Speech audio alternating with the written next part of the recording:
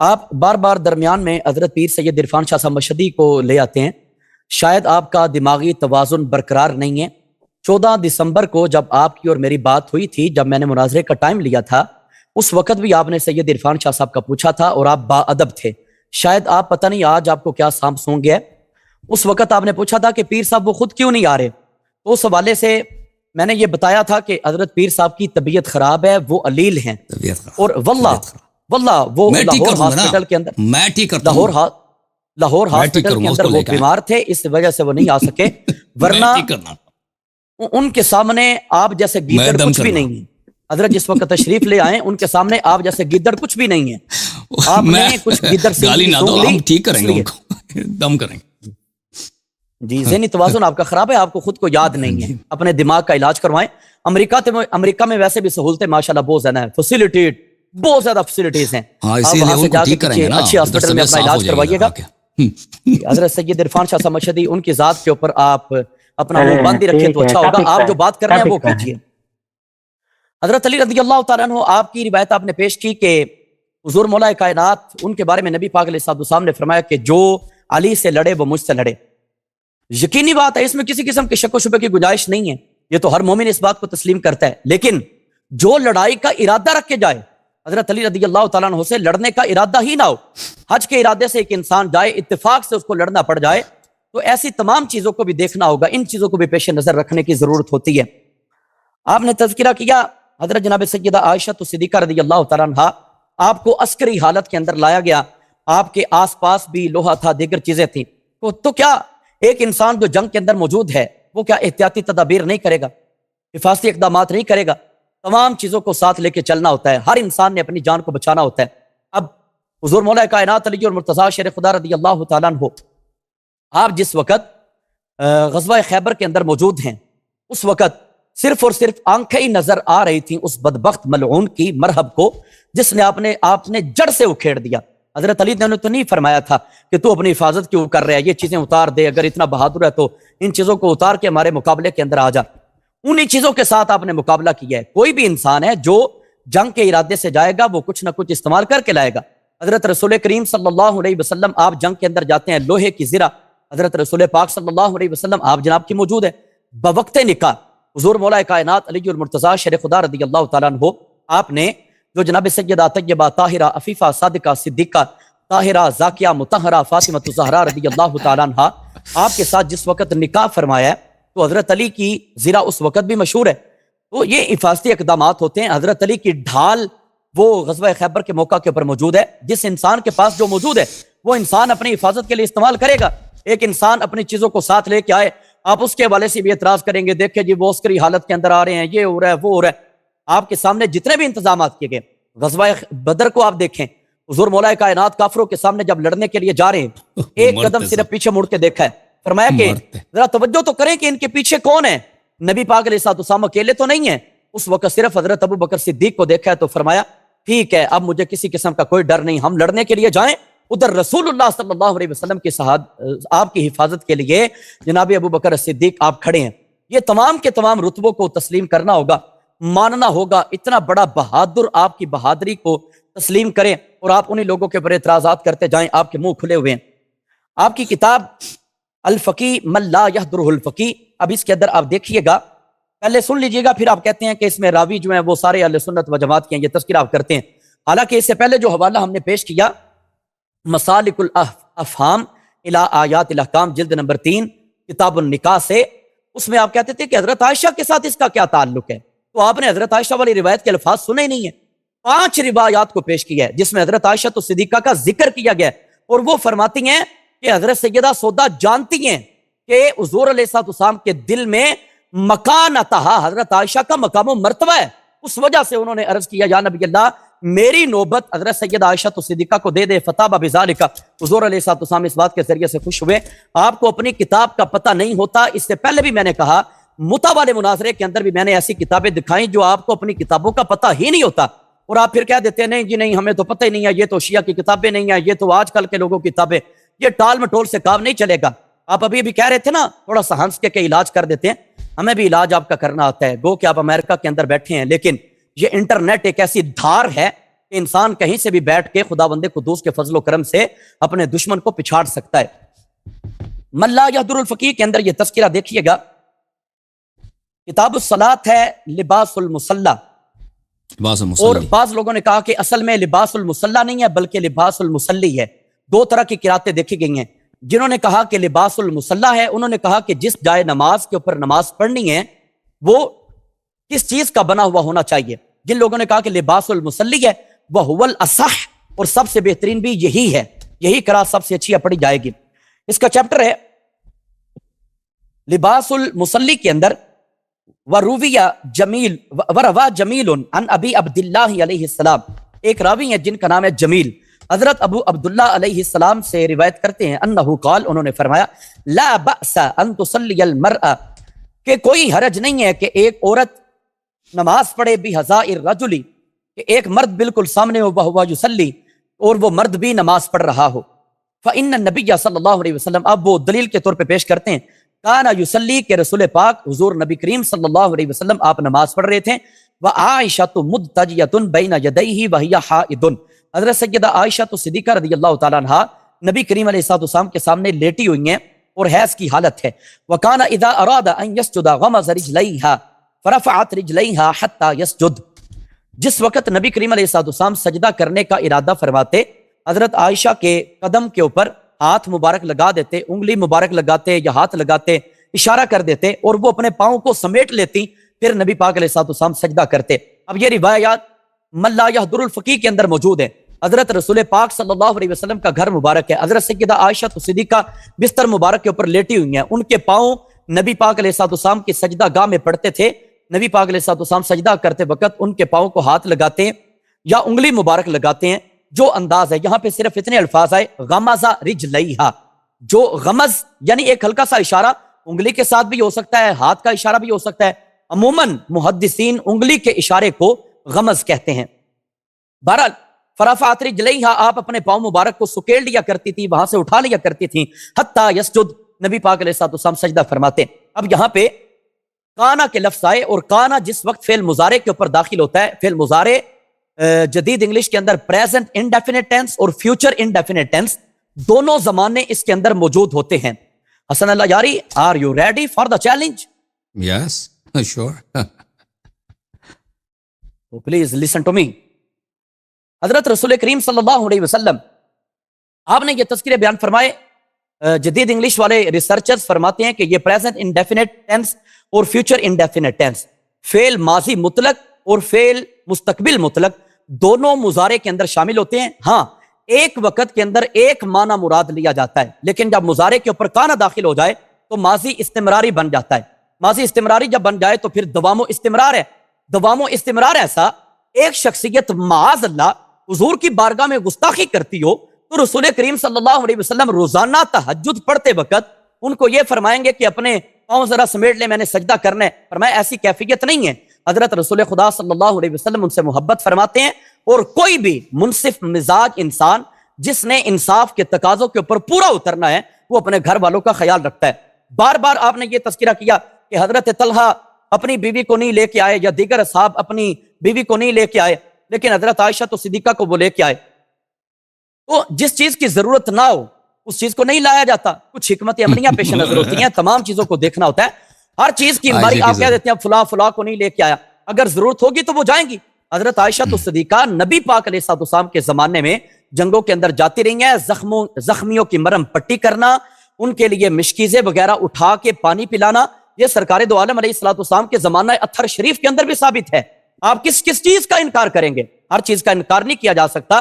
ہر طرف سے تیز دھار تلوار ہے تیرے سر پہ، اپنے ہی گھر میں شیشے کے گھر میں بیٹھ کے پتھر ہو مارتے دیواریں فولادی پہ حماقت تو دیکھیے کہ گھر جب شیشے کا ہو تو پھر دیواری فولادوں کے اوپر پتھر نہیں مارے جاتے.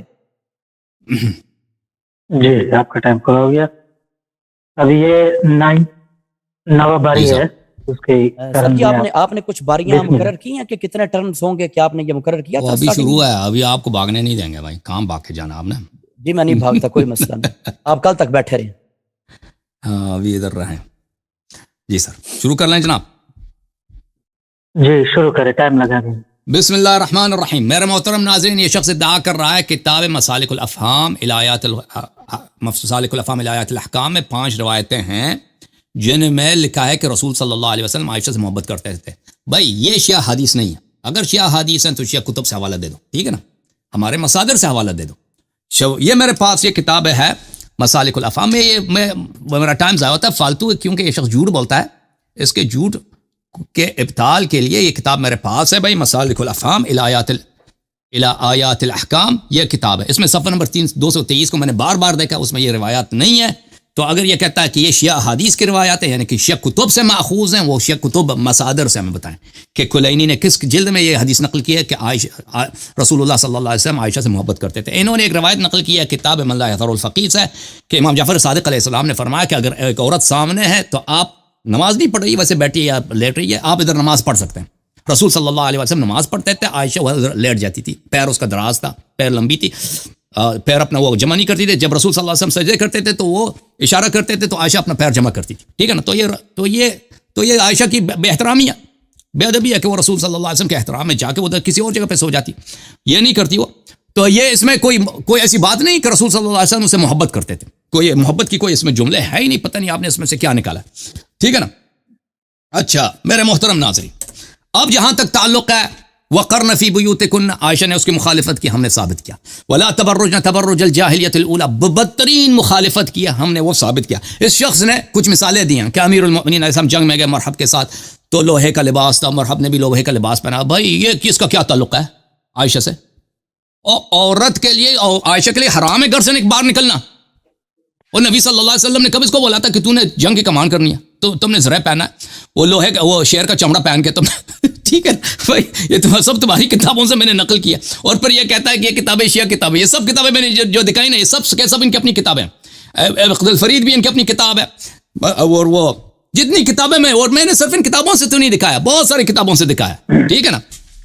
سب ان کی اپنی کتابیں، میں ان پہ وقت ضائع نہیں کرتا. آتے ہیں دوسرے آیت کی طرف، سورہ تحریم میں ضرب اللہ مثلا للذین کفروا امرأۃ نوح وامرأۃ لوط. اس آیت کے متعلق محترم ناظرین، تعریض کس کو بولتے ہیں؟ تعریض بولتے ہیں کنایے کو. یہ کتاب تہذیب اللغہ جزء اول ازہری صاحب کی کتاب ہے، بہت مشہور ہے لغت میں. یہاں پر عرض شیئا تعریضا اذا رحح بالشیء ولم يبین، والمعارض من الکلام ما عرض به. معارض من الکلام وہ ہے جس کو آپ تصریح نہ کریں اور صرف کنایے سے کسی بات کو اشارے سے سمجھا دیں، تو اس کو بولتے ہیں عربی زبان میں، اس کو کیا بولتے ہیں؟ اس کو بولتے ہیں تعریض. ملاحظہ کریں، یہ کتاب نہایت العرب فی فنون الادب جزء 7 تالیف النویری، یہاں پر صفحہ نمبر 52 میں تعریض کے متعلق فرماتے ہیں: اما التعریض فهو تضمین الکلام دلالتا لیس لها ذکر. کلام اگر کسی بات پہ دلالت کرے جو لفظاً مذکور نہیں ہے، لفظ میں مذکور نہیں ہے، اشارے سے بیان سمجھایا جا رہا ہے، اس کو کہتے ہیں تعریض. مثلا کسی کو آپ نے کہنا کہ یہ بخیل ہے، آپ نہیں کہیں گے کہ آپ بخیل ہیں، آپ کہتے ہیں بخیل کتنی بری بات، بخل کتنی بری، لالچ کتنی بری بلا ہے. اس کا مطلب یہ اشارہ یہ ہے کہ یہ شخص بخیل ہے، اس طرح.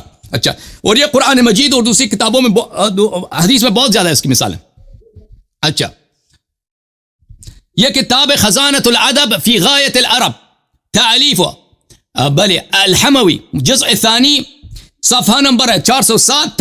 تعریض بلاغت اور فنون بدیع میں ایک بہت ہی لطیف باب ہے. تعریض نوع لطیف فی باب ہے، یہ بہت کلام میں لطافت کا سبب ہے. وهو عبارۃ ان یکنی المتکلم بشیء عن آخر لا یصرح به. متکلم کسی بات کی طرف اشارہ کرتا ہے، کنایتاً اس کا ذکر کرتا ہے، تصریح نہیں کرتا. لیاخذ السامع لنفسه ويعلم المقصود منه، تاکہ سامع اس کی بات کو سمجھ لے اور اس کے مقصود کو سمجھ لے کہ مقصود یہ الفاظ نہیں ہے، مقصود کوئی اور ہے. سمجھ رہے نا کہ لفظ مقصود نہیں ہوتا، مذکور جو جس کا ذکر کیا جاتا ہے وہ مقصود نہیں ہوتا، کوئی اور مقصود ہوتا ہے. اس کو کہتے ہیں تعریض.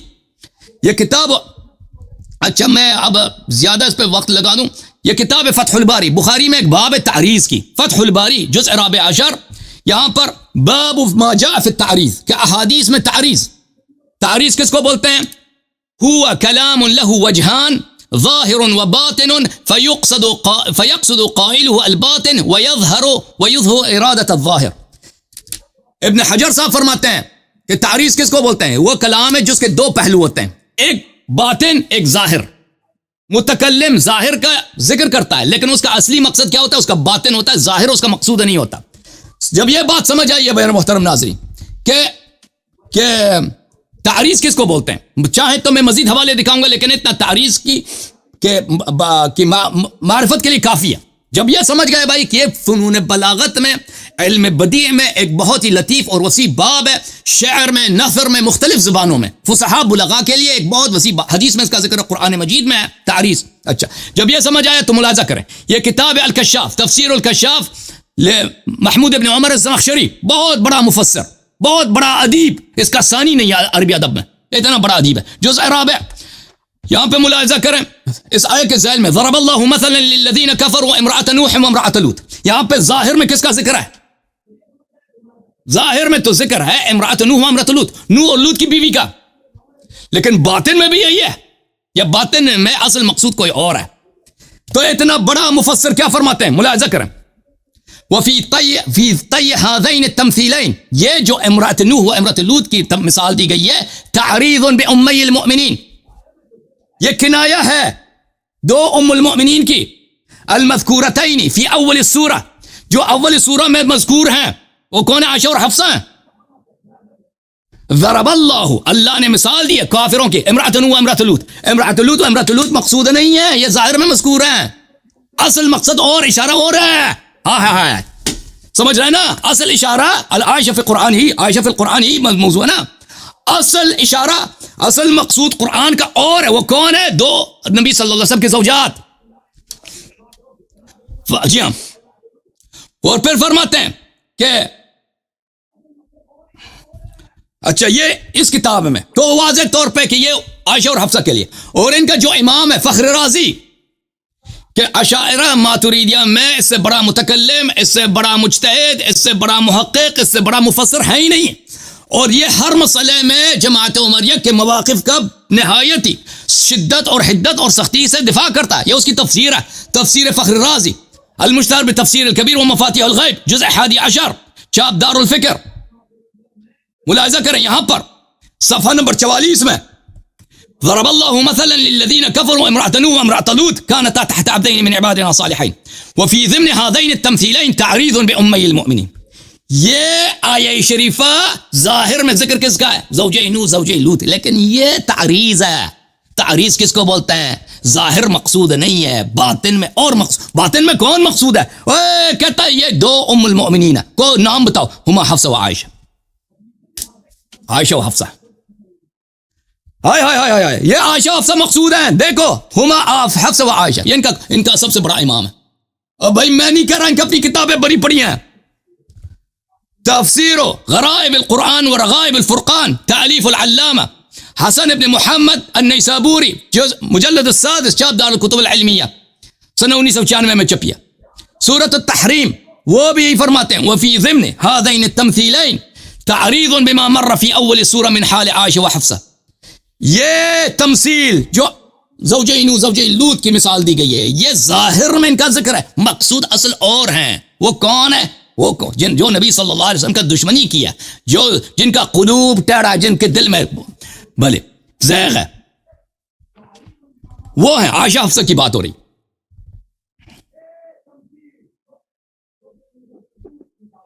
یہ تفسیر ہے، تفسیر السراج المنیر للخطیب الشربینی، جلد نمبر 4، یہاں پر صفحہ نمبر 30 اور 34 ہے. تفسیر سورہ تحریم ہے. ضرب اللہ مثلا للذین کفروا امرأۃ نوح وامرأۃ لوط. صحیح ہے، اگلے والے صفحے میں دیکھیں وفی هذا المثل تعریض بامی المؤمنین عائشہ و حفصہ. یہ مثال جو ذکر کی گئی عائشہ حفصہ کی، اصل مقصود امرأۃ نوح امرأۃ لوط نہیں ہے. اصل مقصود اس کا کون ہے؟ اصل مقصود اس کا عائشہ حفصہ ہے. اور بہت سارے، اب میرا ٹائم ختم ہو رہا ہے میرے محترم ناظرین. اللہ تعالیٰ نے واضح طور پہ کہہ دیا بھائی کہ کون ہے مقصود؟ عائشہ حفصہ ہیں. جی سر آ جاؤ بھائی. بسم اللہ الرحمن الرحیم. یہ سر بھائی آپ نے سورۃ التحریم پہ روشنی ڈالی، چلے شروع کریں. میں نے جی وہ ساری بات کریں گے نا. بسم اللہ الرحمن الرحیم. دوبارہ سے عقد الفرید کی بات انہوں نے کی ہے، تو میں پہلے بھی کہہ چکا تھا کہ یہ مصدقہ کتاب اہل سنت و جماعت کے ہاں نہیں ہے، اور ابن حدیث شرح نہج البلاغہ ہے، یہ شیعہ حضرات کی کتاب ہے. اب انہوں نے بات چیت یہ کی ہے کہ حضرت سیدہ عائشہ صدیقہ من لا یہد الفرقی کی جو روایت ہے اس میں وہ پاؤں پیچھے نہیں کرتی تھیں، یہ بے ادبی ہے. بھائی نبی پاک علیہ الصلوۃ والسلام کا گھر مبارک سادگی والا ہے، چھوٹا گھر ہے. اس چھوٹے گھر کی وجہ سے اتنی گنجائش نہیں ہوتی تھی کہ ایک انسان لیٹا ہوا اور ایک انسان پوری طرح سے نماز پوری ادا کر سکے. اس میں بے احترامی نہیں ہوتی، یہ گھر کی کچھ ضروریات ہوتی ہیں، اس کے مطابق معاملات دیکھنے پڑتے ہیں. پھر اس کے بعد حضرت جناب سیدہ عائشہ صدیقہ کا بار بار کہتے ہیں کہ وہ امیر المومنین سے جنگ کرنے کے لیے گئیں. وَقَرْنَ فِي بُيُوتِكُنَّ، اس میں ضرورت کی چیزیں موجود ہیں، ورنہ یہ حکم صرف ازواج مطہرات کے ساتھ خاص نہیں ہے، ذکر ان کا کر کے باقی بھی تمام کی تمام عورتوں کو مراد لے گیا. قیامت تک کے لیے ساری عورتیں یہاں پہ مراد ہے. اب اس کا یہ مطلب ہے کہ عورتیں اپنے گھروں کے اندر بیٹھیں گی، ضرورت سے باہر نہیں جا سکتی؟ نہیں، ضرورت کی چیزیں اور ہوتی ہیں، معاملات اور ہوتے ہیں، سب کو دیکھنا ہوتا ہے. اس کے بعد آپ نے اب سورہ تحریم کے اوپر گفتگو کی ہے، اس میں 2 عورتوں کا ذکر کیا گیا. آپ نے خود ہی تاریخ کے اوپر زور لگا لگا کے کئی کتابوں کے حوالے پیش کیے. ٹھیک ہے، اچھی بات ہے، آپ کی تحقیق ہے، لیکن معاملہ یہ ہے کہ تاریخ کی تعریف تو آپ نے کر دی اہل سنت و جماعت کی کتابوں سے.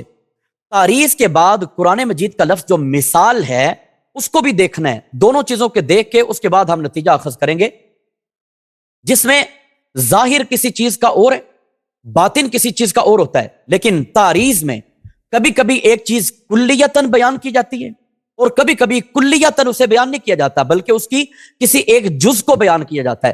آپ نے جتنی کتابوں کے حوالے ہمارے پیش کیے ہیں ان ساری کی ساری کتابوں کے اندر یہ بھی لکھا ہے کہ لل کافرتین، حضرت سیدہ عائشہ صدیقہ اور حضرت سیدہ حفصہ کافرہ نہیں تھیں. یہ کافرہ ہونے کے حوالے سے تشبیہ نہیں دی جا رہی ہے، بلکہ یہ بتایا گیا، آپ نے ابھی ابھی پیش کی گیا تفسیر کشاف.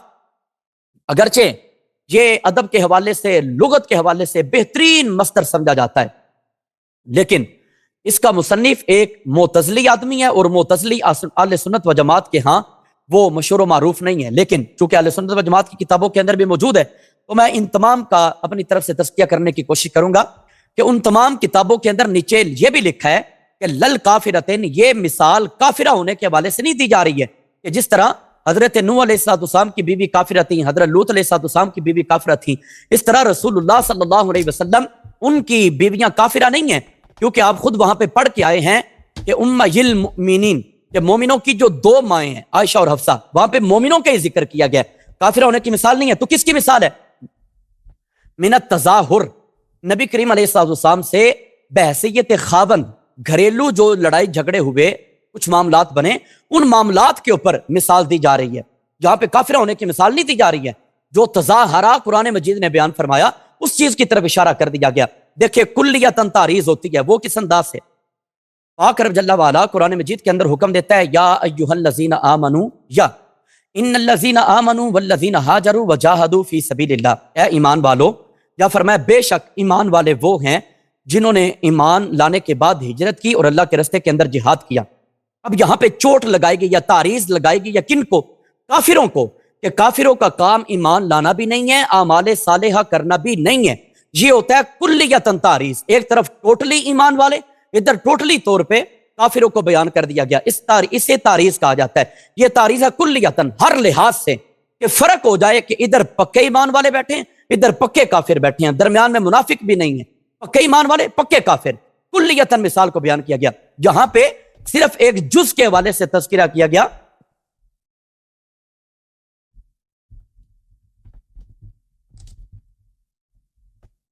کیا ہو گیا بھائی؟ ٹائم روک دیں ان کا. ٹائم میں نے روک دیا ہے، اس کے ہاں پھر لائٹ چلی گئی ہوگی. لائٹ بلب فیوز ہے نا. بلب نہیں فیوز. ایسا نہ بولے. پاکستان میں جب بڑے لائٹ ایشو چلی چل رہے جاتی ہے ہوتے تو ہیں نیٹ بلب کے جو ہے نا حوالے اس سے. میں سے لائٹ نہیں نکلتی نا. بلب کی بڑی اہمیت ہوتی ہے.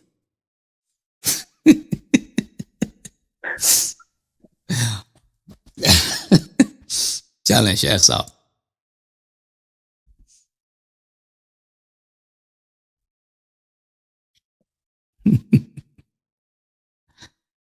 اس کو لکھ دیں بھائی، آپریٹر بھائی لکھ دیں اس کو واٹس ایپ میں. اس کو کیا ہو گیا مولوی جی کو؟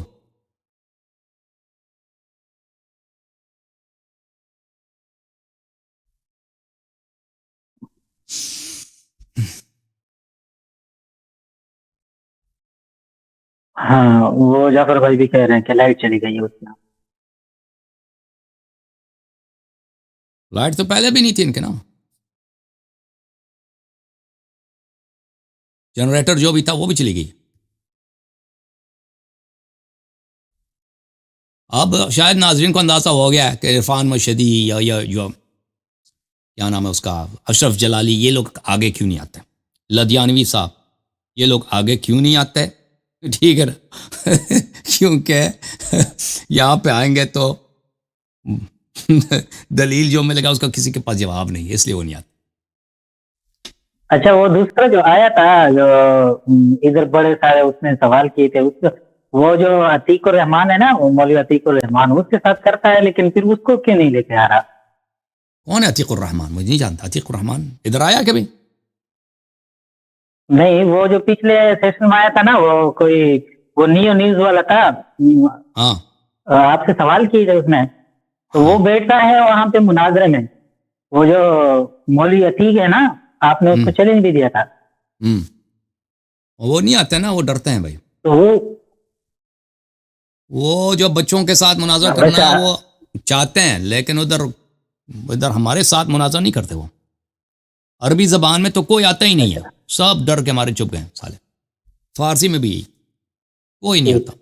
اچھا یہ حضرت ابھی لینا ہے, یہ محمد عبداللہ بھائی ہے, یہ وہ جو ہاں جو ذیشان اسد آئے تھے نا, جو جھگڑا ہوا تھا, یہ اس کے ابو کے شاگرد ہیں, تو یہ بات کرنا چاہتے ہیں. ٹھیک, کتنے منٹ ہو گئے تھے ان کے؟ اچھا اس کا ٹائم ہو گیا ہے 4 منٹ 25 سیکنڈ. اوکے جناب, کنٹینیو کریں شیخ صاحب, 5.5 منٹ مزید. اپنا مائک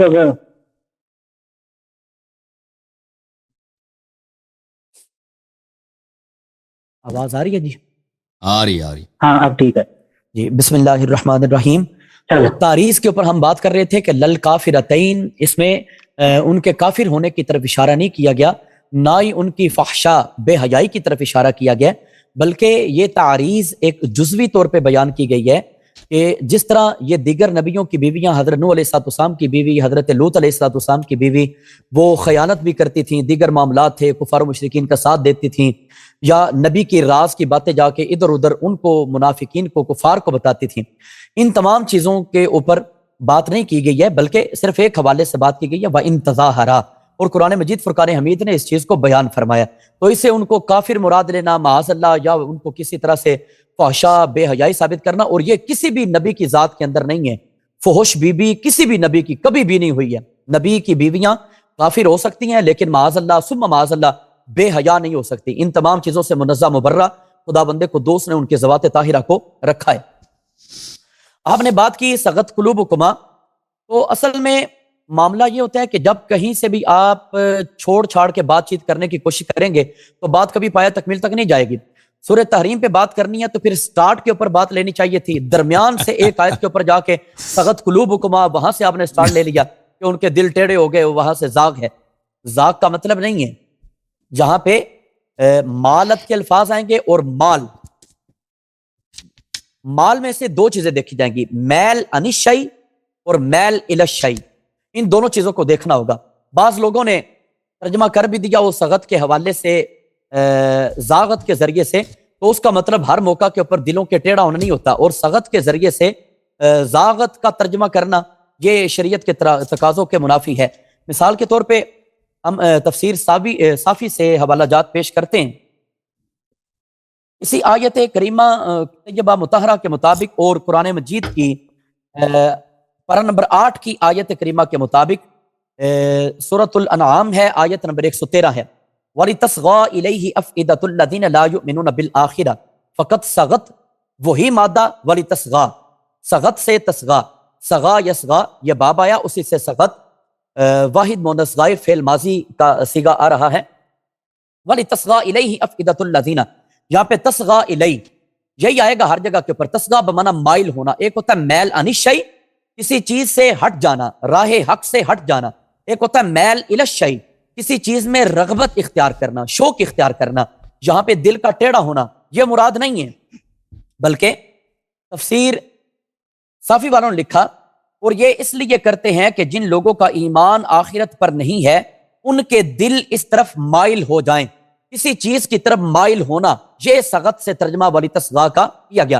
ولی تصغا الیہ، قرآن بیان فرماتا ہے کہ سغب جو مادہ آتا ہے، سغب مادہ، سغا مادہ، اس مادے کے ساتھ میل انشئی اور میل الشئی دونوں طرح کے معنی مراد لے جاتے ہیں، لیکن قرآن نے خود کیا معنی مراد لیا ہے؟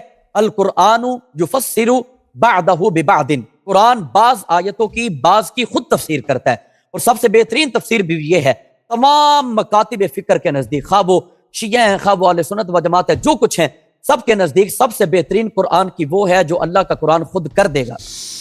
یہ مسلمہ مصدقہ اصول ہے تمام مکاتب فکر کے نزدیک۔ تو قرآن نے سغت کو ولی تصغا الیہ فرمایا کہ کسی چیز کی طرف دلوں کا مائل ہو جانا۔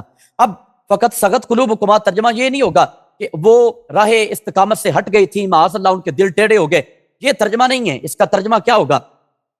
ترجمہ اس کا یہ بنے گا، ان تتوبا الی اللہ، اگر تم دونوں اللہ تعالیٰ جل مجدہ الکریم کے حضور توبہ کرتی ہو۔ اب یہاں پہ مجمع البیان والوں نے بھی یہ تفسیر کی ہے، منہج الصادقین والوں نے بھی یہ تفسیر کی ہے، انہوں نے اسی چیز کو بیان فرمایا ہے، فقد قبلت توبتکما، تمہاری توبہ قبول کی جائے گی، یہ ایک چیز کو بیان فرمایا۔ یعنی ان حرف شرط، ان تتوبہ میں جو ان حرف شرط ہے اس کی آگے جزا، فقد سغت قلوبکما، یہ جزا نہیں آ رہی، جزا یہ ہے کہ قبلت توبتکما، تمہاری توبہ کو قبول کیا جائے گا اگر تم اللہ کے حضور کرتی ہو۔ اب فقط سغت قلوبکما یہ الگ سے جملہ ہے، کیوں؟ ان حرف شرط کے بعد جب رفع قد آئے گا، یہ ایسے جملے کے اوپر آتا ہے جو کام پہلے سے واقع ہو چکا ہے، اور وہ کیا ہے؟ فقد سغت قلوبکما، یہ سورہ تحریم کی آیتیں نازل ہونے سے پہلے تو اس واقعہ سے پہلے ابھی کچھ عرصہ پہلے تمہارے دل اللہ کی محبت کی طرف مائل تھے، ابھی تمہارے دل اللہ کی محبت کی طرف مائل تھے۔ ان تتوبا الی اللہ، اگر تم توبہ کرو تو توبہ کو کیا جائے گا، اس توبہ کے اندر پس و پیش نہیں کرنا چاہیے۔ یہ خداوند قدوس جل وعلا نے قرآن مجید فرقان حمید کے اندر بیان فرمایا ہے۔ سغب مادہ پوری لغت عرب اٹھا کے دیکھ لے، سغب کا مطلب جو ہے وہ دل کا ٹیڑھا ہونا نہیں لیا جاتا، بلکہ میل انشئی اور میل الشئی دونوں ترجمے مراد لیے جاتے ہیں، دونوں چیزوں کو دیکھنا ہوگا۔ تقریباً ٹائم ختم ہو چکا ہے، ٹائم ختم ہے اس کا؟ 4 سیکنڈ ہے بس، ٹھیک ہے بس ختم ہے۔ جی علامہ حسن علیہ صاحب۔ محترم ناظرین، بسم اللہ الرحمن الرحیم، السلام علیکم۔ محترم ناظرین، ہم نے آیت بیان کی ان کے اکابر کا، فخر رازی کا جو ان کا امام ہے اور ان سے بڑا ان کے پاس کوئی عالم ہی نہیں ہے، اس نے بھی کہا ہے کہ رسول اللہ تعالیٰ نے قرآن مجید میں ضرب اللہ مثلا للذین کفروا امرأۃ نوح وامرأۃ لوط، یہ کنایہ ہے، اصل امرأۃ نوح امرأۃ لوط مقصود نہیں ہے، یہ کنایہ ہے کون؟ عائشہ حفصہ۔ اب یہ کہتے ہیں اس میں کفر نہیں ہے، بھائی کیسے کفر نہیں ہے؟ وہ بھائی جب آپ نے اعتراف کر لی کہ یہ مقصود اس سے اصل عائشہ حفصہ ہے تو ملاحظہ کریں آیا کیا کہہ رہا ہے۔ سورہ مبارکہ تحریم ہے محترم ناظرین، اعوذ باللہ من الشیطان الرجیم، ضرب اللہ مثلا للذین کفروا امرأۃ نوح وامرأۃ لوط، اللہ تعالیٰ نے رسول صلی اللہ علیہ وسلم نے جب عائشہ حفصہ کے لیے مثال بیان کی، امرأۃ صواحب یوسف، اللہ نے جب مثال بیان کی وہ بھی کفار کی، ٹھیک ہے نا؟ کون کافر ہے؟ کافروں کی مثال اللہ نے دی ہے، امرأۃ نوح امرأۃ لوط، امرأۃ نوح امرأۃ لوط مقصود ہی نہیں ہے، اصل مقصود عائشہ ہے، تو خالی جگہ پر کرو، امرأۃ نوح امرأۃ لوط ہٹاؤ، اس کی جگہ عائشہ حفصہ کا نام لکھ دو، بھائی ٹھیک ہے نا؟ اصل مقصود تو یہ ہے، کانتا تحت عبدین من عبادنا صالحین، یہ ہمارے 2 صالح انبیاء کی بیویاں تھیں، ٹھیک ہے نا؟ عائشہ حفصہ بھی نبی کریم صلی اللہ علیہ وسلم کی بیویاں، فخانتاہما، ان سے غداری کیا، ان سے فاحشہ کی بات نہیں، آپ بار بار زنا کی طرف جا رہے ہیں، میں نے زنا کا ذکر کیا، یہ بار بار کہتے ہیں زنا نہیں دی، ابھی ہم نے کب کہا زنا کی بات کیا؟ ایسی بات جس کا ہم نے ذکر ہی نہیں کیا، کیوں اس کی بات کر رہے ہیں؟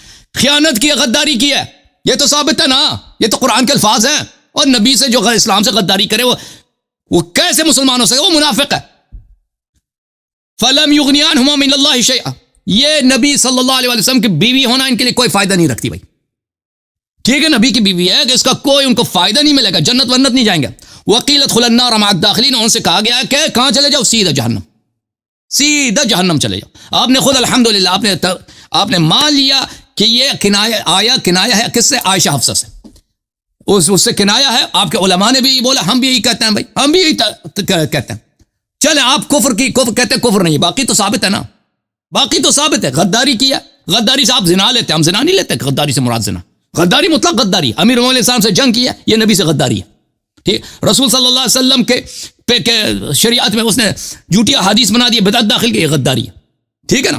اپنے ابے کے فضیلت میں جھوٹی حدیث بنا دی کہ اس کی خلافت بن جائے، یہ غداری ہے. اور پھر جہنم ہونا، جہنم میں داخل ہو گئے. ٹھیک ہے نا.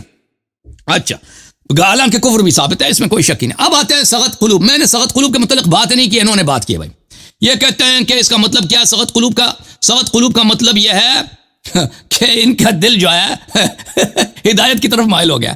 وہ اس کا مطلب یہ بنتا ہے. یہ کتنا میرے بھائی افسوس کی بات ہے کہ جہاں بھی پھنس جاؤ، کبھی اللہ پہ جھوٹ، کبھی نبی صلی اللہ علیہ وسلم پہ جھوٹ، قرآن پہ جھوٹ ہے میرے بھائی. او بھائی یہ ایک تفسیر والمفسرون ہے. تفسیر والمفسرون، بڑے بڑے مفسر کون گزرے اسلام میں. یہاں پہ ایک ذکر ہے عبداللہ کس کا؟ قتادہ کا ذکر ہے. بلکہ میں اس سے پہلے عبداللہ ابن عباس کا ذکر کروں کہ عبداللہ ابن عباس اور عبداللہ ابن مسعود صحابہ میں سب سے بڑے مفسر تھے. ٹھیک ہے نا. ایک عبداللہ ابن عباس ہے، ایک عبداللہ ابن مسعود ہے کہ رسول صلی اللہ علیہ وسلم نے ان کو قرآن کا علم دیا ہے. اور یہ بخاری کی حدیث ہے، دیکھیں بخاری ہے، استقرأوا القرآن من 4 من عبداللہ ابن مسعود. 4 لوگوں سے قرآن سیکھو. پہلے جو بولا ہے عبداللہ ابن مسعود والا ہے. ابو بکر عمر کا ذکر نہیں کیا، عثمان کا ذکر نہیں کیا. یہ عبداللہ ابن مسعود ہے. عبداللہ ابن مسعود کے متعلق تفسیر والمفسرون میں کہا کہ یہ من احفظ الصحابہ لکتاب اللہ. صحابہ میں سب سے بہتر کتاب اللہ کا حافظ کون ہے، اس کو جانتا کون ہے؟ کہتا ہے یہ عبداللہ ابن مسعود ہے. ٹھیک ہے نا. اور اس کے شان میں اس کے بعد مجاہد ہے، قتادہ ہے. یہ میرا ٹائم بہت مختصر ہے، میں ان کے فضیلت بیان نہیں کر سکتا کہ جماعت عمریہ کے کتب میں ان کی کیا شان ہے. عبداللہ ابن مسعود، عبداللہ ابن عباس، قتادہ، یہ لوگ مجاہد، یہ بڑے بڑے صحابہ میں اور تابعین میں سب سے بڑے مفسر یہ ہیں. یہ کتاب جامع البیان عن تاویل آیات القرآن الکریم، چاپ دار الفکر. ٹھیک ہے نا. اب ان کے نزدیک سب سے بہترین تفسیر بھی یہی ہے، سب سے معتبر تفسیر ان کے مذہب میں یہی جامع البیان ہے. ٹھیک ہے نا. یہ سورۃ التحریم ہے، ان تتوبا الی اللہ فقد صغت قلوبکم. عبداللہ ابن عباس یہ کہتے ہیں کہ بھائی اس کا صغت قلوب کا کوئی بری بات ہی نہیں ہے. یہ دیکھو ابن عباس نے کیا کہا، صغت قلوبکما یقول زاغت قلوبکما، تمہارے دل میں زیغ پیدا ہو گیا، حق سے دور ہو گئی ہے. قد اثمت قلوبکما، آپ کہہ رہے ہیں نا کہ یہ تو اس کے تو بڑے اچھے معنی ہیں، حق کی بات ہے. آپ کے قلب میں گناہ ہی گناہ ہے. اثمت قلوبکما، آپ کے دل میں گناہ ہی گناہ ہے. اچھا، مجاہد سے پھر اگلا حدیث روایت مجاہد سے، کننا نرا ان قوله قد صغت قلوبكما شيء هين، ہم تو سمجھ رہے تھے کہ یہ ہلکی پھلکی سے گناہ ہے. اللہ نے قرآن میں عائشہ حفصہ کے متعلق بولا کہ بھئی صغت قلوبكما، یہ ہلکی سی پھلکی سے کوئی چھوٹ، یہ نہیں، یہ تو کہہ رہا ہے تعریف کی، اللہ نے تعریف کی ہے، یہ تو یہ کہہ رہا ہے. ٹھیک ہے نا. وہ کہہ رہا ہے کہ نہیں، ہم تو سمجھ رہے تھے کہ یہ ہلکی پھلکی سے کوئی گناہ ہے عائشہ کی، حفصہ کی. حتی سمعت قراءۃ ابن مسعود، پھر مجاہد کہتے ہیں کہ نہیں، پھر میں نے عبداللہ ابن مسعود سے سنا، وہ ان تتوبا الی اللہ فقد زاغت قلوبکم. زیغ القلب یہ منافق اور کافر کی صفت ہے. ابھی میں بتاؤں گا زیغ القلب سے کیا مراد. صغت قلوبکما کا مطلب ہی یہی ہے، زاغت قلوبکما. اچھا، پھر ملاحظہ کریں، ضحاک سے بھی یہی ہے، زاغت قلوبکما. سفیان سے بھی یہ ہے، زاغت قلوبکما. یہ کہہ رہے ہیں کہ یہ بہت اچھی بات ہے. اب زیغ قلوب سے کیا مراد ہے میرے محترم ناظرین؟ زیغ قلب میں آپ کو بتاتا ہوں، زیغ قلب سے کیا مراد ہے قرآن مجید میں، کہ یہ کہتے ہیں یہ بڑی اچھی بات ہے. تو اس سے بولا کہ ان تتوبا الی اللہ کیوں بولا؟ ٹھیک ہے نا. ملاحظہ کریں، یہ یہود کے لیے سورہ صف میں، وَإِذْ قَالَ مُوسَىٰ لِقَوْمِهِ يَا قَوْمِ لِمَا تُؤْذُونَ وَقَدْ تَعْلَمُونَ أَنِّي رَسُولُ اللَّهِ إِلَيْكُمْ. موسیٰ علیہ السلام نے اپنے قوم سے کہا، قوم کیوں میری دشمنی کرتے ہو، کیوں مجھ پہ ظلم کرتے ہو؟ اے یہود، تم جانتے ہو میں اللہ کی رسول ہوں. فَلَمَّا زَاغُوا، جب وہ ٹیڑے ہو گئے، ازاغ اللہ قلوبہم، اللہ نے ان کے دل کو ٹیڑھا کیا. واللہ لا یہدی القوم الفاسقین، اللہ یہ فاسق کی ہدایت نہیں کرتا. تو پتہ چلتا ہے جس کا دل ٹیڑھا ہے وہ فاسق بھی ہے، اس کی ہدایت بھی نہیں ہے، وہ انبیاء کا دشمن ہے، جیسے موسیٰ علیہ السلام کے دشمن تھے. ٹھیک ہے نا. دیکھیں تحریر یہ شیعہ تفسیر نہیں، یہ ان کی اپنی تفسیر ہے، تفسیر ہے تحریر و تنویر. زیغ کا کیا مطلب ہے؟ یہ کہتے ہیں یہ تو بہت اچھی بات ہے. زیغ المیل عن الحق، میل اردو زبان میں اس کو اور معنی ہے، مائل ہونا یا میل گندگی کو. عربی زبان میں اس کو نہیں کہتے، عربی زبان میں ہوتے منحرف ہونے کو. میل یعنی کیا؟ منحرف ہونے کو، حق کے راستے سے منحرف ہونا، اس کو کہتے ہیں زیغ. اچھا، میں آپ کی خدمت میں قرآن کے مزید مثالیں پیش کروں آپ کی خدمت میں. تفسیر سے تو بہت میرے پاس مثالیں ہیں. قرآن مجید میں سورہ مبارکہ توبہ میں اللہ کے فرمانے من بعد ما کاد یزیغ قلوب فریق منہم ثم تاب علیہم، بعض صحابہ امتحان کے وقت ان پہ اتنا سخت وقت آیا تھا کہ قریب تھا کہ ان کا دل ٹیڑھا ہو جائے۔ اس کا مطلب کیا ہے؟ اس کا مطلب کیا ہے کہ قریب تھا ان کا دل ٹیڑھا ہو جائے۔ جامع البیان میں چاپ دار الفکر ملاحظہ کریں، یہاں پر اسی آیت کے ذیل میں ابن جریر فرماتے ہیں یقول من بعد ما کاد یمیل قلوب بعضهم عن الحق ویشک فی دینہ ویرتاب، زیغ قلب قرآن نے فرمایا کہ ان کا قریب تھا کہ ان کا دل زائغ ہو جائے، ان کے دل ٹیڑھا ہو جائے۔ اس کا مطلب یہ کہ اپنے دین میں شک کرنا ان کا قریب ہو گیا تھا، پھر اللہ تعالیٰ نے ان کو بچا دیا، ٹھیک ہے نا، وَإِلَّا یہ مرتد ہو جاتے ہیں۔ ملاحظہ کریں سورہ مبارکہ آل عمران میں اللہ رب العزت کا فرمان ہے فَأَمَّا الَّذِينَ فِي قُلُوبِهِمْ زَيْغٌ فَيَتَّبِعُونَ مَا تَشَابَهَ مِنْهُ ابْتِغَاءَ الْفِتْنَةِ وَابْتِغَاءَ تَأْوِيلِهِ، جس کے دل میں زیغ ہے وہ قرآن کی محکم آیات کی اتباع نہیں کرتا، قرآن کی مبہم آیات ان کی کہتا ہے میں اتباع کرتا ہوں، کس لیے؟ کیونکہ یہ فتنہ چاہتے ہیں اور چاہتے ہیں وہ ابتغاء ہے اور چاہتے ہیں اس کی غلط تفسیر کریں۔ اور آپ نے خود کہا نا کہ قرآن یفسر بعضہ بعضا، قرآن نے کیا تفسیر کیا؟ قرآن نے یہ تفسیر کیا نا جس کے دل میں زیغ ہے، جس کے دل میں زیغ ہے وہ فتنہ چاہتا ہے، وہ محکمات کی اتباع نہیں کرتا اور متشابہات کی اس لیے اتباع کرتا ہے تاکہ دین میں مزید فتنے پیدا کریں اور اس کی غلط تفسیر۔ یہ کنز الامعال ہے، کنز الایمان ہے، احمد رضا خان بریلوی کی تفسیر ہے، اس میں اس نے خود کہا دیکھو تیرے امام نے فرمایا جن کے دلوں میں کجی ہے، آپ تو کہتے ہیں یہ تو بڑی تفسیر اچھی بات ہے کہ جس دل میں کجی ہے نا، یہ تو بہت تعریف ہے، اچھا وہ اشتباہ والے آیات کے پیچھے پڑتے ہیں گمراہی چاہنے کے لیے اور اس کا غلط پہلو نکالنے کے لیے۔ ربنا لا تزغ قلوبنا بعد اذ ہدیتنا، اے اللہ ہمارے دل کو ٹیڑھا نہ کر اس کے بعد کہ تو نے ہمیں ہدایت دیا۔ دل ٹیڑھا ہو جائے ہدایت کے بعد یعنی دین سے باہر نکل گئے تو اللہ نے شہادت دی ہے بھائی فقط صغت قلوبکما، دل آپ کا ٹیڑھا ہو گیا، میں نے دکھا دیا بھائی کہ اس کا مطلب ہی زاغت ہے۔ ابن عباس، مجاہد، عبداللہ ابن مسعود سب کا قول یہی ہے، یہ کبار مفسرین ہیں ان کے فرقے میں۔ جی سر آخری رکھ دیں یہاں، جی آخری رکھتے ہیں سوا 9 سے شروع کیا ہے، تقریباً 4 گھنٹے ہونے والے ہیں نا، آخری ہے بھائی، صحیح ہے شیخ صاحب آخری رکھ دیں بھائی، راضی؟ ہاں نہیں بھاگنے نہیں دیں گے، بھاگنے کی بات نہیں، 4 گھنٹے ہو گئے نا بھائی، نہیں نا یار بھاگنے نہیں دیں گے، آپ کے اسی کا جواب بھی تو نہیں نا آپ کے پاس، سب لوگوں نے دیکھ لیا آپ کے پاس کتنا جواب ہے، بھاگ رہے ہیں ہم نے تو ہر چیز کا جواب دیا، آن لائن پوری دنیا دیکھ رہی ہے، وہ تو آپ کا وہم ہے نا، اچھا وہ تو سب کو پتہ ہے۔ بسم اللہ الرحمن الرحیم۔ آپ نے سب سے پہلے حضرت جناب سیدہ طیبہ عائشہ صدیقہ اور حضرت سیدہ حفصہ ان کی غداری کے حوالے سے گفتگو کی ہے، تو غداری جو ہے وہ درست نہیں ہے ان کے اوپر یہ الفاظ بولنا، اور آپ نے پورا زور لگایا، ٹھیک ہے بڑی تحقیق تھی ادھر ادھر سے کتابیں لے کے، یہاں تک کہ ترجمہ کنز الایمان سے بھی آپ نے دکھایا، لیکن آپ نے وہ سارا زور زیغ کے اوپر لگایا۔ زیغ اور ہے، سغت اور ہے۔ آپ قرآن سے مادہ دکھاتے سغا کا، میں نے سغت سے والی تسغا دکھایا ہے، قرآن سے آپ دکھاتے، آپ اس چیز کو نہیں پیش کر سکے، عائشہ فی القرآن تو نہ ہوا۔ ان تمام چیزوں کو چھوڑ چھاڑ کے آپ نے زیغ کے اوپر زور لگایا۔ زیغ کا مطلب دل ٹیڑھے ہونا ہی ہے، آپ نہیں بول سکتے میرا ٹائم ہے۔ زیغ کا مطلب دل ٹیڑھا ہونا ہے، سغت کا مطلب دل ٹیڑھا ہونا نہیں ہے۔ اس میں 2 طرح کے معنی ہوتے ہیں، میل عن الشیء، میل الی الشیء۔ قرآن مجید نے میل الی الشیء کو مراد لیا ہے، اور آپ کے مفسرین خود کہہ رہے ہیں کہ ان حرف شرط کی جزا قبلت توبتکما، تمہاری توبہ قبول اللہ تعالیٰ فرمائے گا اگر توبہ کرو تو۔ اب یہ بندے کا معاملہ اللہ تعالیٰ کے حضور ہے، خدا تعالیٰ اپنے بندے سے جو چاہے فرمائے، اس میں آپ کا کیا لینا دینا ہے؟ معاذ اللہ، آپ تو بندوں کے خدا نہیں ہے نا، خدا بندے قدوس جس طرح مرضی چاہے اپنے بندوں کے ساتھ اظہار محبت فرمائے، اللہ تعالیٰ اظہار غضب فرمائے، وہ خدا ہے، وہ فرما سکتا ہے۔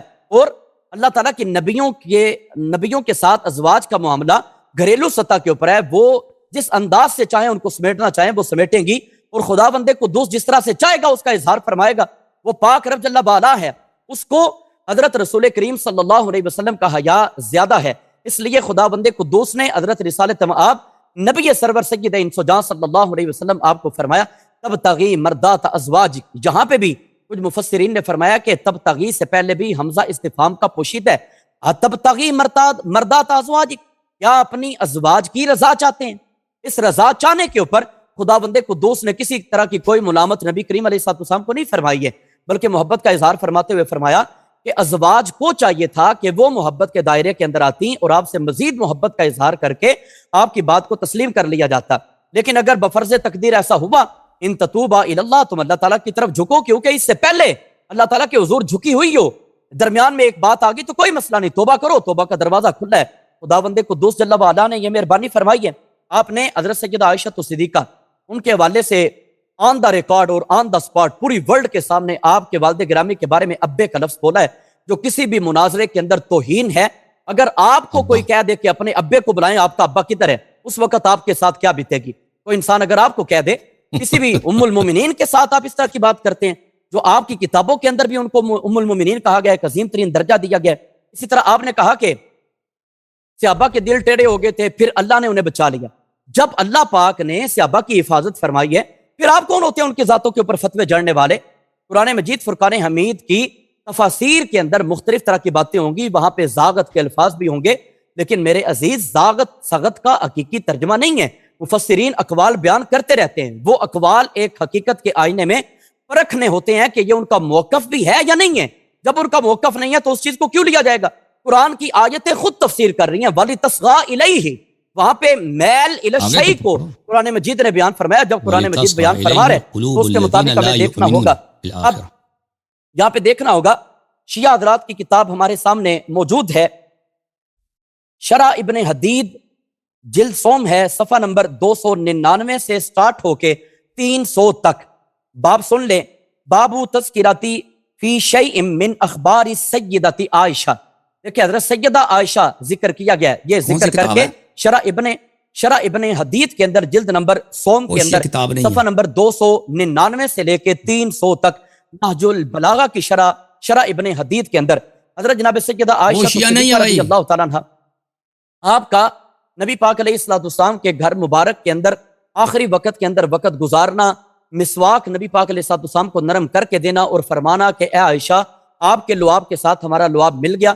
یہ تمام کی تمام چیزیں شیعہ حضرات کی کتابوں سے ثابت ہیں. یہ شرح نہج البلاغہ ابن حدید ہے، جلد نمبر سوم ہے، صفحہ نمبر 299 سے 300 تک پوری ایک روایت چلی ہے.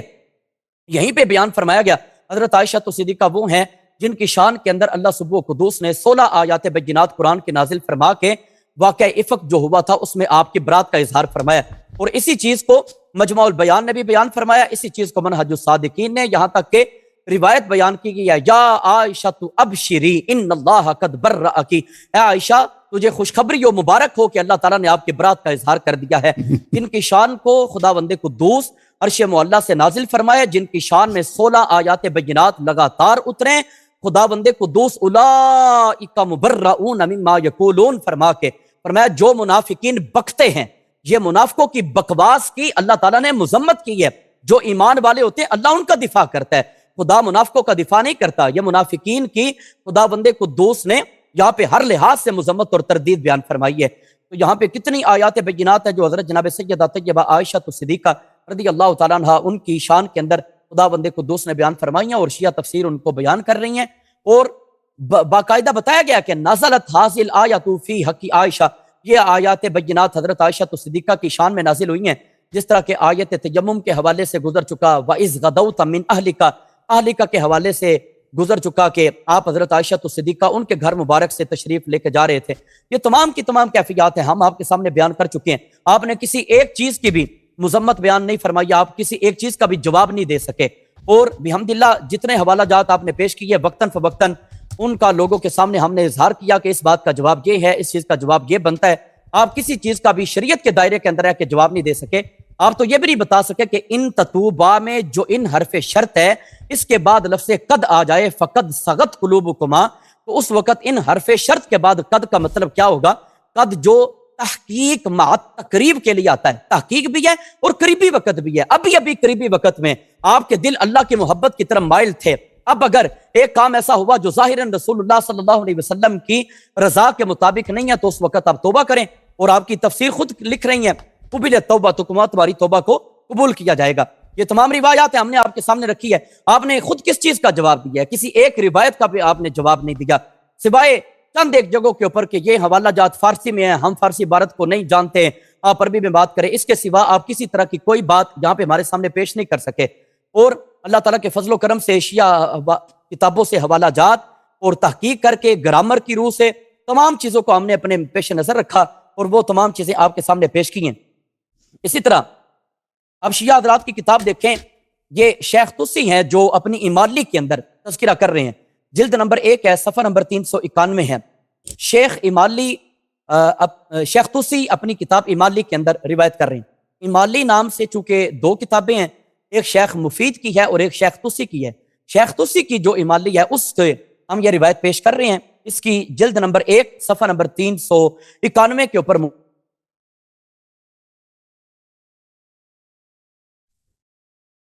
کام روک دیں ان کا، روک دیا۔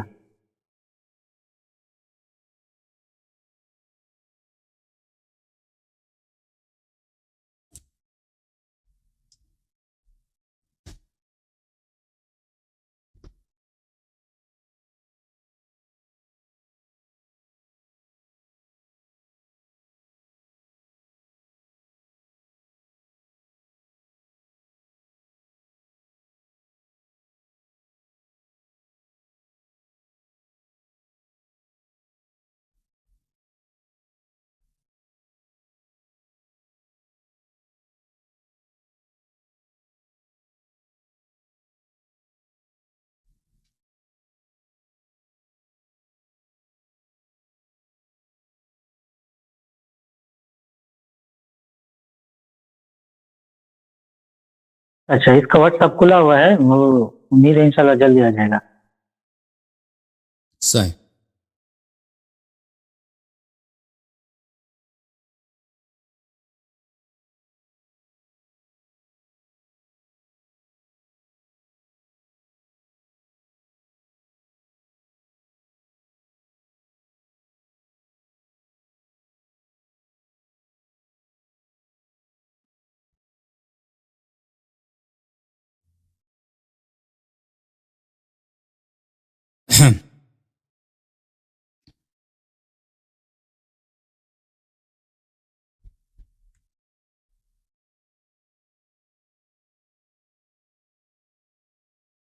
وہ شیخ کہاں گئے بھائی؟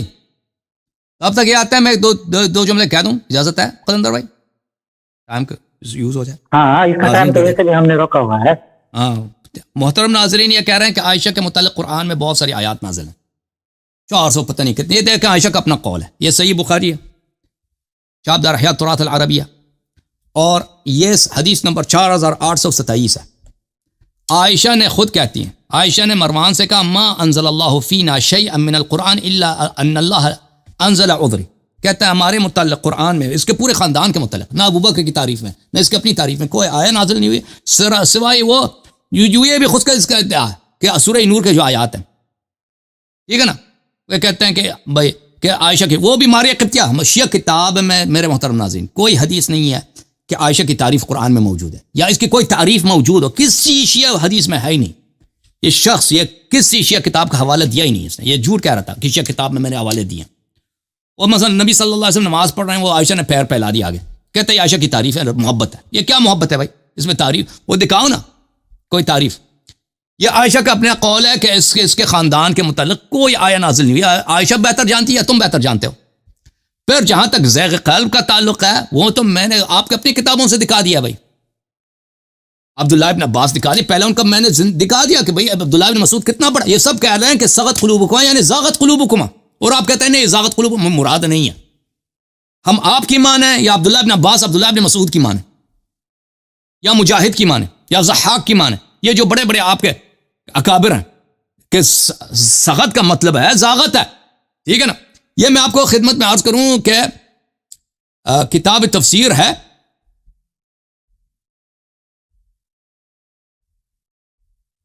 کتاب تفسیر اس کی جامع البیان، اس کی فخر رازی کی،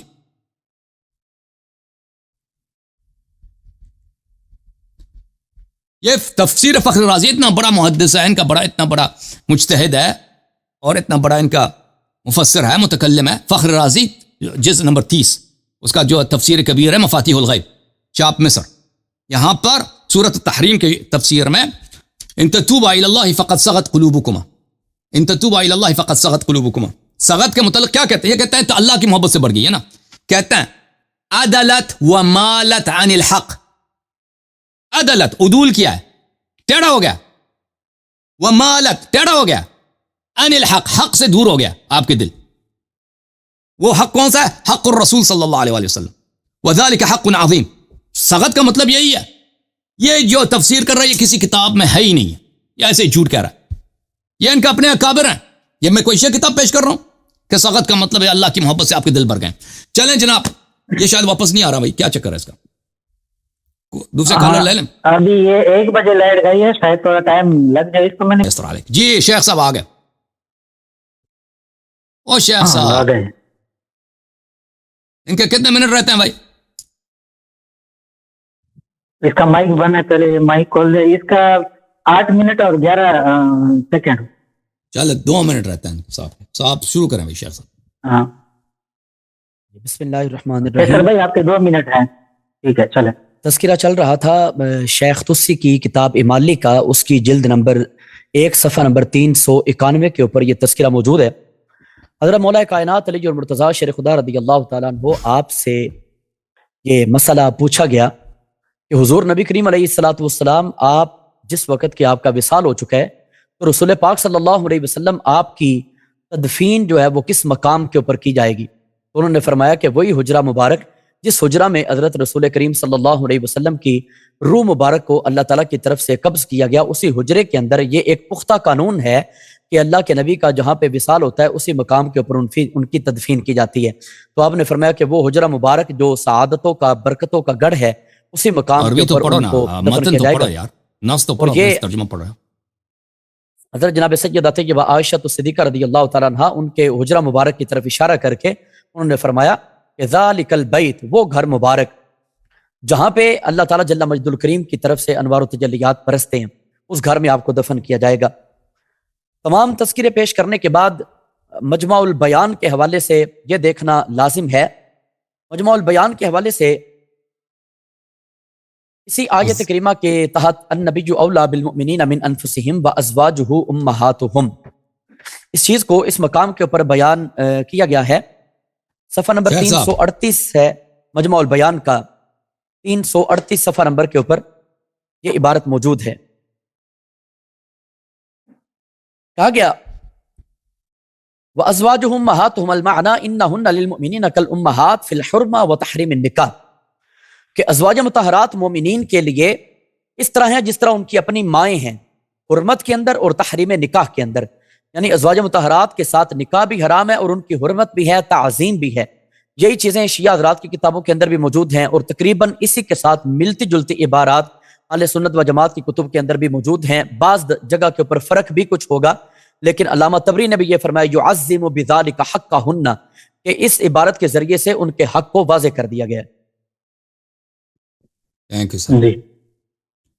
چلیں ہم شکریہ ادا کرتے ہیں شیخ صاحب کا، بڑا انہوں نے زور لگایا. Thank you sir. اگر آپ چاہیں شیخ صاحب، وہ ازواجہ امہاتہم بہت اہم آیا ہے اس کی، کیونکہ میں کچھ تک گیا ہوں، اللہ جانتا ہے، اور بہت سارے لوگ ہیں جو بات کرنا چاہتے ہیں. اگر آپ چاہیں ازواج امہاتہم کے متعلق ہم کنٹینیو کرتے ہیں اگلے نیکسٹ جب 1-2 ہفتوں میں، ٹھیک ہے نا؟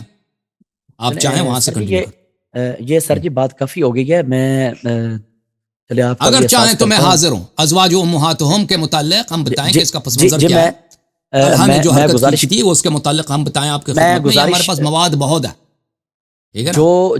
جو حرکت کی تھی وہ تو دلائل سے دیکھا جائے گا، وہ بات کی بات ہے. بالکل دلائل سے، بالکل دلائل سے نا، وہی عرض کر رہے ہیں نا. اگر آپ چاہیں اگلے ہفتہ میرا طے ہے مناظرہ اس سے، ایک مولوی صاحب ادھر آئے تھے. کون تھے بھائی؟ قلندر بھائی. اگلے ہفتہ کن سے؟ نیکسٹ ویک وہ حبیب بھائی جو وہ حبیب صاحب سے اسماء و صفات پر وہ بڑا اہم ہے. تو اس سے اگلے پہ اگر آپ چاہیں وہ ازواج امہاتہم کے متعلق کنٹینیو کرتے ہیں اور سخت قلوب کے متعلق بھی آپ کے اوہام دور کرتے ہیں مزید چاہیں تو. سر جی میں جعفر بھائی کو بتا دوں گا. بات یہ ہے کہ یہ اب تقریباً 3ری مرتبہ ہے کہ آپ کے کہنے کے اوپر جو آپ کہتے ہیں وہ میں کر لیتا ہوں. اب جو ٹاپک میں دوں گا وہ اس کے اوپر آپ نے مناظرہ کرنا ہے. پہلی بات یہ ہے کہ پہلا ٹاپک متا تو آپ نے خود انتخاب کیا تھا نا، میں نے توڑی دیا تھا. جی بات سنیں نا. متا کس نے چوز کیا تھا؟ بات سنیے گا جناب. 26 اکتوبر ہفتہ کی رات جب متا کے ٹاپک پہ ہمارا مناظرہ ہوا تھا تقریباً 2.5 گھنٹے ہونے کے بعد آپ نے بولا کہ بات ختم کرتے ہیں، تو میں نے بولا ٹھیک ہے نیکسٹ ویک ہم بات کریں گے. نیکسٹ ویک بات ہوئی تو آپ نے بولا کہ ہم پچھلے ہفتے یہ کر چکے ہیں متا کے اوپر، اب میں بات نہیں کرنا چاہتا. کیمرہ کے سامنے آ جاؤ نا یار، کیمرہ کے سامنے تو بیٹھو. آپ نے کہا کہ میرے ساتھ آپ پہلے عائشہ فی القرآن کے ٹاپک کے اوپر مناظرہ کریں، پھر میں متا کے اوپر مناظرہ کروں گا. چلیں ٹھیک ہے، میں متا کے اوپر بھی اب نہیں آتا. ٹھیک ہے، وہ بھی آن دا ریکارڈ موجود ہے، آپ نے یہ باتیں کہی ہوئی ہیں کہ پہلے آپ عائشہ فی القرآن کے اوپر کریں، پھر میں متا کے اوپر بات کروں گا. ٹھیک ہے، اس چیز کو بھی چھوڑیں. پھر 14 دسمبر جب میں نے بات چیت کرنا چاہی تو میں نے کہا کہ عائشہ فی القرآن ٹاپک آپ نے دیا تھا. آپ نے بولا کہ کس صورت پہ؟ میں نے بولا سورہ نور پہ. آپ نے فرمایا بھائی اور بھی باتیں ہیں، اور بھی آیتیں ہیں. میں نے بولا ٹھیک ہے، جہاں سے آپ کہیں گے وہاں سے کر لیں گے. ساری باتیں میں نے آپ کی مانی. اب آپ میری بات مانیں گے کہ حضرت عمر کے اوپر جو الزام لگا، حضرت عمر پہ جو الزام لگایا جاتا ہے کہ انہوں نے حضرت سیدہ کے گھر کا دروازہ گرا دیا تھا، اس ٹاپک کے اوپر مناظرہ کریں گے. میں جعفر بھائی کو بتا دوں گا کچھ دنوں. آپ سن لیں، آپ نے جتنی بھی بات کی سب غلط بیانی سے بات کی ہے، ٹھیک ہے نا. پہلی بات ہے آن دا ریکارڈ موجود ہے، آن دا ریکارڈ میں مجھے یاد ہے بھائی، ریکارڈ بھی جو چیک کرنا چاہے چیک کرنا. آپ نے مجھے کیا ملے گا؟ جان تو اللہ تعالیٰ کو دینی ہے نا. وہ ہمیں بھی یہ فکر ہے کہ آپ کو کیا ملے گا نا. ہمیں پتہ ہے کہ آپ ادھر اللہ پہ جھوٹ، نبی صلی اللہ علیہ وسلم پہ جھوٹ، قرآن پہ جھوٹ، حدیث پہ جھوٹ، یا کتابوں پہ جھوٹ، اندر جھوٹ. آپ نے کتنے بولے آج کے پروگرام میں، وہ سب کو پتہ ہے. اور ابھی میں بتاتا ہوں متع کے متعلق جو بات ہوئی ہے، ٹاپک آپ نے خود چوز کیا تھا. میں نے آپ کو نہیں کہا تھا کہ آپ متع سے مجھ سے گفتگو کریں. متع پہ جب گفتگو ہوئی ہے، جب میرے لیے بالکل واضح ہو گیا تھا کہ اب آپ میں جان نہیں ہے، تو میں نے کہا تھا ختم کرتے ہیں نا. اس لیے میں نے کہا تھا کہ آپ کی رنگ دے کر، آپ کی ناتوانی دے کر وہ ٹائم ہی ضائع ہو رہا تھا. میں نے کہا اگر چاہتے ہو تو پھر آپ مستقبل میں آ جانا. ٹھیک ہے، میں اس لیے نہیں یہ کہ آپ کے پاس دلیل ہے. اگر مجھے احساس ہو کہ سامنے والا، اب تو سن لو نا بھائی صاحب، میں نے آپ کی بات تو سنی ہے نا. میں نے بات کرنے دو نا بھائی. اب میں نے آپ کی بات سنی، اپنا جواب سن لے لو. تو یہ بھی اس کی بات ہے. سمجھ میں آئی نا بات آپ کو. نمبر 2، یہ پہلی بات ہے متع کے متعلق. اس کے بعد تو یہ جو متع کے متعلق ہم نے کہا تھا، وہ پروگرام اسلام اس لیے سے کہ میں نے آپ کو اس مزید لائق نہیں سمجھا، کیونکہ آپ کے پاس دلیل ختم ہو گئی تھی. میں نے اپنا پوائنٹ ثابت کیے تھے اس لیے. تو اس کے بعد میں نے آپ کو نہیں کہا تھا. اب سن لو نا بھائی، پلیز سن لو کہ عائشہ فی القرآن میں نے آپ کو چوائس دیا تھا بھائی صاحب. عائشہ فی القرآن اور بھی باتیں میں نے ذکر کیا تھا نا، آپ کو چوائس دیا تھا کہ ان میں سے ایک چن لو، ان پہ بات کرتے ہیں، پھر اگر آپ متع پہ بات کرنا چاہیں تو ہم بات کریں گے. اگلے آپ جب آئے تھے تو میں نے کہا تھا ایک آدمی، دیکھو دنیا کا رسم اس طرح ہے کہ ایک آدمی جب مناظرہ ہار جاتا ہے وہ کہتا ہے کہ پھر میں اسی موضوع پہ مجھ سے مناظرہ کرو. ٹھیک ہے نا. تو میں وہ ہمیشہ یہ ہوتا کہ دوبارہ کر لو میرے سے.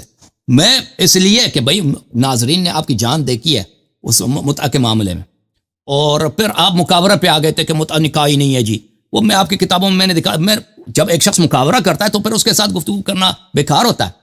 تو میں نے اس لیے کہا تھا آپ سے اس وقت کہ اب کسی اور موضوع پہ بات کرتے ہیں، اور پھر پہلے آپ کسی اور موضوع پہ بات کریں. تو میں نے آپ کو چوائس دیا تھا متع فی القرآن یا فلان کسی اور موضوع پہ. میں نے رہا تھا کسی اور موضوع پہ لے لیں، مثلا متع فی القرآن، عائشہ فی القرآن، اور کسی 1-2 موضوع دیے تھے. تو آپ نے خود اس میں سے عائشہ کا موضوع انتخاب کیا تھا، اور مجھے تعجب بھی ہوا کہ آپ نے کیسے اس موضوع کا انتخاب کیا.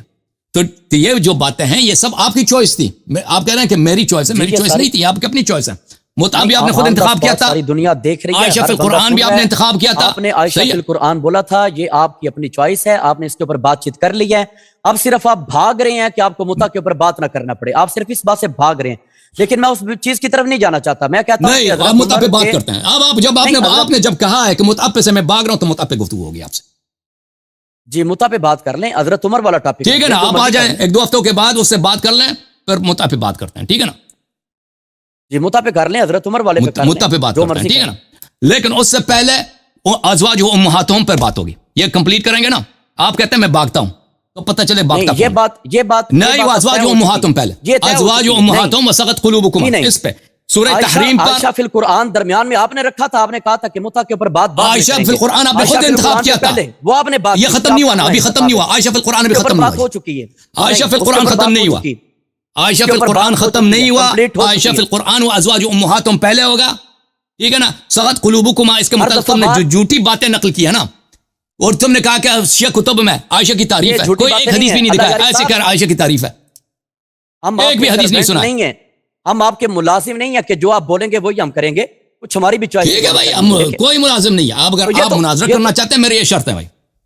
ہاں تو یہ تو اخلاق پہلے یہ عائشہ فی القرآن کمپلیٹ ہوگا، کیونکہ آپ نے مجھ پہ الزام لگایا کہ میں بھاگتا ہوں. ٹھیک ہے نا. پہلے یہ کمپلیٹ ہوگا، اس کے بعد اس کے اب بھی کمپلیٹ ہو چکا ہے کافی، لیکن ایک دو آیتیں رہتی ہیں، سغت قلوبکما وازواج امہاتہم رہتا ہے کہ ہم بات کریں اس کا مطلب کیا ہے، ٹھیک ہے نا، کہ آپ کہتے ہیں عائشہ کی تعریف ہے، نہیں اس کے اوپر بھی بات کریں گے، لیکن پہلے ہم آپ کریں گے، پہلے اسی پہ کریں گے، پہلے اسی پہ کریں گے، اس کے بعد جائیں گے متعہ پر، پھر اس کے بعد ہم دیکھیں گے کہ آپ کیا کہنا چاہتے ہیں، صحیح ہے؟ بات کریں گے، ہر ایک کی بات کریں گے، لیکن اب آپ متع کے اوپر بات کریں گے، اس کے بعد ازواج امہات کے اچھا اوپر پھر ایسے کرتے ہیں کیسر بھائی، جی جی ابھی یہ جو آیت فی القرآن میں تھوڑا صحیح رہ گیا، ٹھیک ہے، تو 2 ہفتے بعد مطلب اگلا ہفتہ تو اس کے ساتھ رکھا ہے نا، 2 ہفتے نہیں 3 ہفتے رکھ دیں، لوگوں کے لیے ویرائٹی ہو جائے نا، اتنی جلدی جلدی اچھا نہیں ہوتا، ٹھیک ہے 3-4 ہفتے رکھ دیں تاکہ لوگوں کے لیے ویرائٹی بن جائے، ٹھیک ہے، ہم ہفتے میں ایک دفعہ آتے ہیں، جعفر بھائی کے ساتھ ہر ہفتہ وہی ڈرامہ ہو نا، ایک ہی ایپیسوڈ چلے، وہ تو لوگوں کے لیے تک جاتے ہیں لوگ، یہ شیخ صاحب بھی تیاری کریں، ٹھیک ہے 3-4 ہفتے میں نا، پھر ہم ہاں، اور پھر ساتھ میں یہ ایسا پھر قرآن تھوڑا رہ گیا ہے تو ساتھ میں کوئی اگر اور رکھنا ہے تو وہ بھی ساتھ میں، متع کا زیادہ ہوا ہے تھوڑا بہت اگر نہیں، اس میں ٹائم کافی لگے گا، یہ 2 آیتیں جو ہے نا وازواج امہاتہم، اس میں کافی 1.5-2 گھنٹے لگیں گے، ایک ہی ٹاپک کے اوپر بات ہونی چاہیے، ایک ہی ٹاپک کے اوپر نا، 2 ٹاپک ایک ہی دن کے اندر نہیں ہو سکتے، ہاں ان کو تیاری کرنے دو یہاں سے کنٹینیو کریں گے، 2 ٹاپک ایک دن کے اندر نہیں ہو اور سکتے، پھر ڈسکنیکٹ نہیں ہونا بار بار بھائی، تیاری کے لیے تیاری پیچھے سے کر لینا، پروگرام کے بیچ میں نقل لینے کے لیے ڈسکنیکٹ ہو جائے، اتفاق سے بجلی گئی ہے، تیاری کے لیے نہیں گئے تھے، بجلی حسن اللہ یاری صاحب، ابھی بھی کافی حوالے ہمارے پاس پڑے ہوئے ہیں، ابھی الحمدللہ، ابھی تو بجلی ہر دفعہ آ جاتے ہیں، بجلی ہوتی ہے بھائی، نہیں مسئلہ بن جاتا ہے نا، پاکستان ہے، ہمارے پاکستان میں ایشوز ہوتے ہیں، ہمارے گفتگو کے دوران آپ تک بجلی نہیں گئی نا، جب خود بات کر اسی وقت بجلی آپ کی چلی جاتی تھی، بلب بھی فیوز ہو جاتا، چلیں باہر، نہیں ہم تو نہیں بھاگے نا، آپ ہی پھر بھی بھاگنے کی کوشش کرتے ہیں، آپ نے کہا تو 4 گھنٹے ٹھیک ہے بھائی، ٹھیک ہے بھائی، ٹھیک ہے بھائی، پھر صحیح ہے بھائی، چلو اللہ یاری صاحب 3 سے 4 ہفتے کے دوران انشاءاللہ پھر بات کرتے ہیں، ہاں ٹھیک ہے، آپ جعفر بھائی سے بات کریں، قلندر بھائی سے بات کریں، یہ کر لیں گے، ٹھیک ہے نا، تھینک یو سر، تشریف آوری کا بڑا شکریہ، بہت مہربانی آپ کی، جی تھینک یو اوکے، اللہ آپ کو عزت، سلامتی۔